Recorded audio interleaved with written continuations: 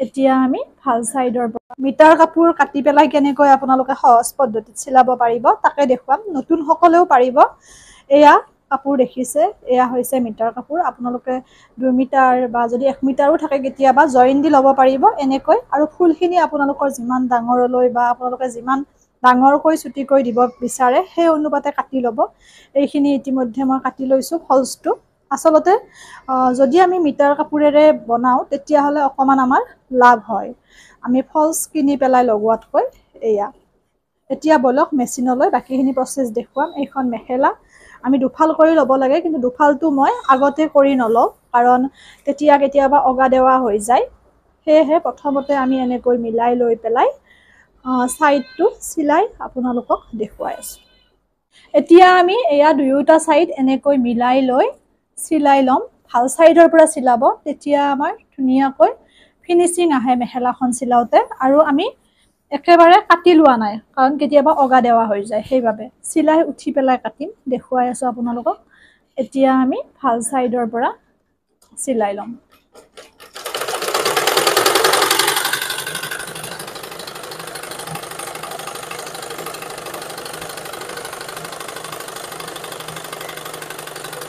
এনেকৈ গুটেই দীঘলীয়া সিলাইটো মাৰি লম হৈ গল সম্পূৰ্ণকৈ সিলাই লোৱা এতিয়া চাব আপোনালোকে এতিয়া আমি কাটিম যেহেতুকে দুফাল কৰি ল'ব লাগিব এইখিনি এতিয়াহে কাটিম তেতিয়া আমাৰ অগা দেৱাটো নহয় কাটি পেলাই আপোনালোকক লগ পাই আছো এটা মোৰ দেখিছে দুয়োটা সাইড জইন লগাই ললো আৰু মই কাটি ললো দুফাল কৰি এয়া ধুনিয়াকে এতিয়া আমি উলুটা সাইডৰ পৰা সিলাইটো মাৰিম যেহেতুকে ভাল সাইডৰ পৰা সিলাইটো মাৰিছিলো তেতিয়া আমাৰ ফিনিশিং ভাল হ'ব মানে উলাই নাথাকে খুঁটাটো যদি আমি এই প্ৰসেছত সিলাও নহলে কেতিয়াবা কৰবাত লাগিলে উলাই যায় বা ভাল নহয় ফিনিশিং এয়া এনেকে সমানকে ল'ব লৈ পেলাই আপোনালোকে এতিয়া সিলাই দিব অকমান ভাল সাইডৰ পৰা সিলালে হ'ল তেতিয়া বহুত বেছি কাপোৰ কমাই নাযায় এয়া কিমান সুন্দৰ হৈছে লক কৰি দিয়াৰ নিচিনা এনেকে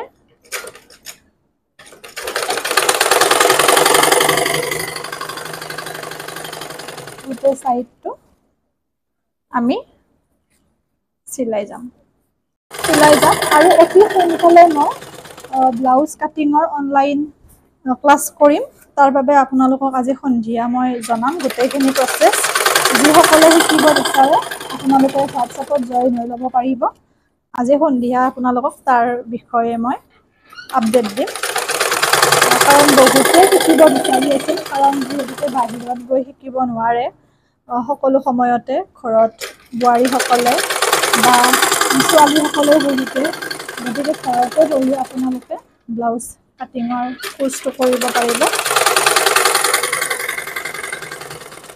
এয়া হৈ গ'ল এয়া চাওক হৈ গ'ল সিলোৱা কিমান ধুনীয়া হৈছে এতিয়া আমি বাকিখিনি কৰিম ফলছৰ কামটো যেহেতুকে আমাৰ এইটো মিটাৰ কাপোৰৰ ফলছ সেহেতুকে অকমান পৃথক হ'ব কাৰণ ডাইৰেক্ট কিনি অনা ফলছটো হলে আমি কোনো ধৰণৰ মুৰণি দিব নালাগে কাৰণ ফলছটো থাকিয়ে যায় কিন্তু এইটো যেহেতুকে আমাৰ মিটাৰ কাপোৰৰ হয় সেইভাবে আমি নিজে এনেকৈ মুৰণিটো অকমান দি ল'ব লাগিব মাথো কাটোতে সমানকৈ কাটিব আপোনালোকে আৰু চাব ফলছটো কেনেকৈ লগাও মই এনেকৈ আপোনালোকে লগাব বেলেগ বেলেগ প্ৰসেছত লগোৱা হয় এইটো সহজ প্ৰসেস আপোনালোকক দেখুৱাই দিছো সহজো আৰু সহজতে ভালো হয় এনেকৈ চাই যাব মুৰণিটো ধুনীয়াকৈ এনেকে দিব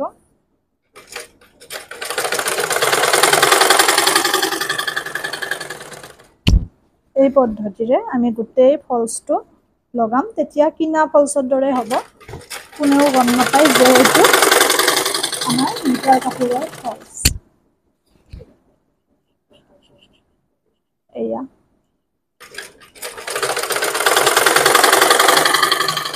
এনেকৈ গোটেইখিনি মই সিলাই ল'ম এয়া মোৰ এনেকৈ গোটেই সিলাইটো কৰি লোৱা হৈ গ'ল এতিয়া পিছৰ ষ্টেপটোতে আমি যাম এনেকৈ দিব। আপোনালোকে যিমানখিনি কাপোৰ ৰাখিব বিচাৰে সেই অনুযায়ী, কোনোবাই যদি ইমানখিনি ৰাখিব বিচাৰে এনেকৈ, কিন্তু এটা লিমিটত ৰাখিলে ভাল লাগে যিহেতুকে আপোনালোকে এনেকৈ দিব। আৰু কেতিয়াবা অকণমান কাপোৰটো ওখৰা মোখৰা হৈ থাকে, আইৰণ কৰি ল'ব পাৰে।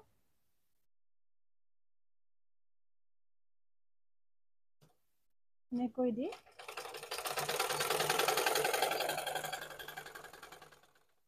চিলাই যাব।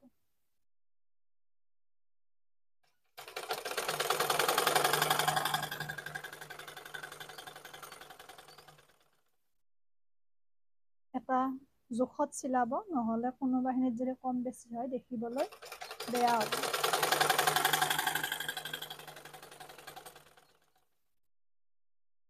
এনেকৈ সম্পূৰ্ণকৈ চিলাই ল'ম। মোৰ এতিয়া হৈ গ'ল।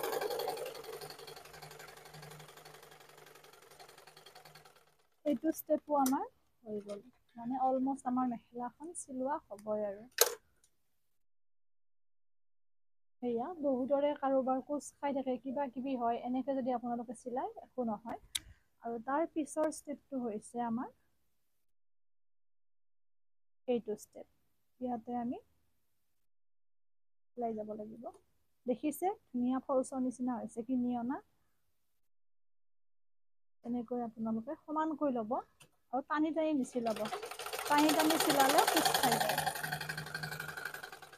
এনেদৰে। আৰু আপোনালোকে যিসকলে জানেতো জানে, আৰু এই পদ্ধতিৰে চিলাইছিল নে কিবা আন পদ্ধতিৰে চিলাই জনাবচোন।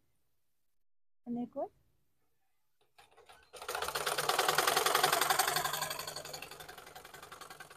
গোটেইখিনি আমি চিলাই যাম। নিশ্চয় বুজি পাইছে, একেবাৰে সহজ পদ্ধতি।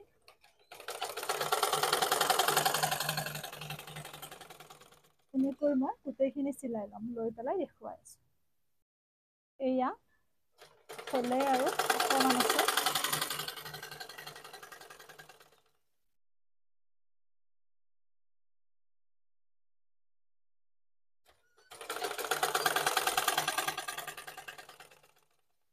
হৈ গ'ল। যিখিনি অগা দেৱা আছে সেইখিনি কাটি দিব আপোনালোকে, যিহেতুকে সেইটো ফলচ নহয় আমাৰ।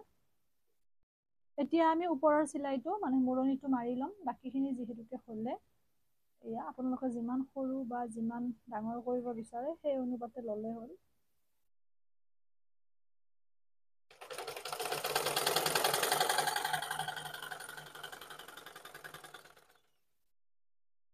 এনেকৈ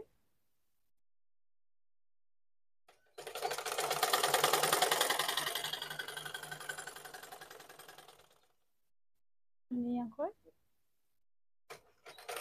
গোটেইটো চিলাই দিম। এয়া মূৰণিটো মাৰি ল'লোঁ। এতিয়া আমি ফিনিচিং কৰিম, মানে এইটো জইন কৰিলে হৈ গ'ল এইটো চাইড। প্ৰথমতে ভাল চাইডৰ পৰা চিলাই ল'ব লাগিব, যিহেতুকে অকণমান কমকৈ ঠাই লৈ চিলাব।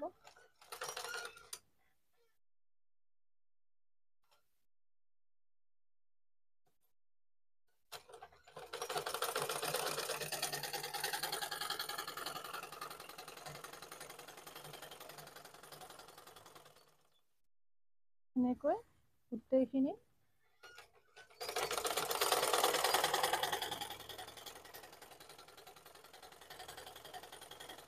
চিলাই ল'ম। তাৰপিছত আমি ওলোটা ফালৰ পৰা চিলাই দিলে খুব সুন্দৰকৈ লগ হৈ যাব। এয়া মোৰ হৈ গ'ল, চাওক। এতিয়া আমি ওলোটা ফালৰ পৰা চিলাইটো কৰিলে হৈ গ'ল, মেখেলাখন চিলোৱা শেষ। একেবাৰে সহজভাৱে দেখুৱাইছোঁ।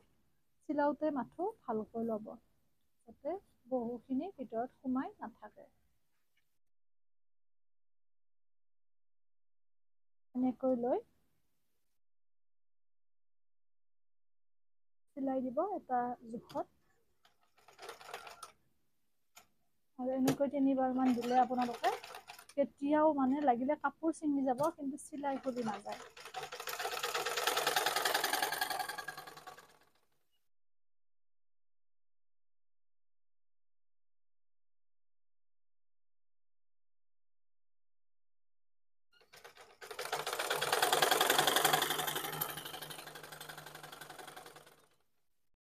এয়া মোৰ মেখেলাখন চিলোৱা হৈ গ'ল, দেখিছে।